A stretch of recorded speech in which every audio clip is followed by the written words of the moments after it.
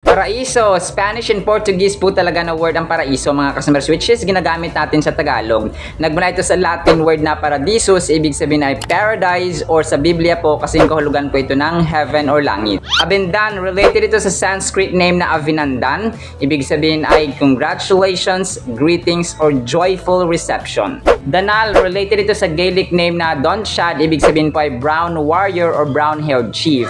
At related rin ito sa pangalang Daniel. Ang Daniel naman ay nagbula sa Hebrew name na Daniel, na ibig sabihin ay God is my judge. And si Daniel po ay isa rin pong dakilang propeta ng Panginoon sa Biblia. Propetang Daniel, ito ang konting kalamang dapat na alam mo. Alam niyo ba na gumawa ng kamangha-manghang bagay ang Panginoon sa pamagitan ng tatlong kaibigan ni Propetang Daniel, mga kasumerestas, na Shadrach, Meshach, and Abednego? Ito ay matapos na Shadrach, Meshach, and Abednego, mga kasumeres, ay hindi sumamba sa Diyos-Diyosan na ginawa ni Haring Nebuchadnezzar, mga kasumeres. Ang kwento po ay mababasa natin sa Daniel chapter 3 verses 16 to 28. And sa 27, mga kasumeres, nakaligtas sila, no, kasi nga tinapon sila sa naglalagablab na apoy, mga kasumeres, ngunit hindi sila nasunog dahil niligtas sila ng Panginoon, mga kasembreros.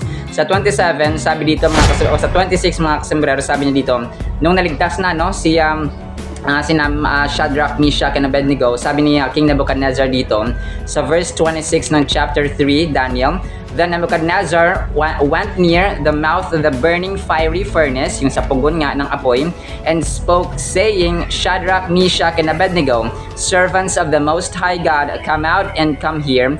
Then Shadrach, Meshach, and Abednego came from the midst of the fire. So grabe, no? Isa ito sa pinaka-amazing mga kasambres na ginawa ng Panginoon sa mga taong naglilingkod, no? At saka may takot at umiibig sa Kanya. Mula rito sa provincial capital ng Davao del Norte, yan ang kalaman at katotohanang dapat nalaman.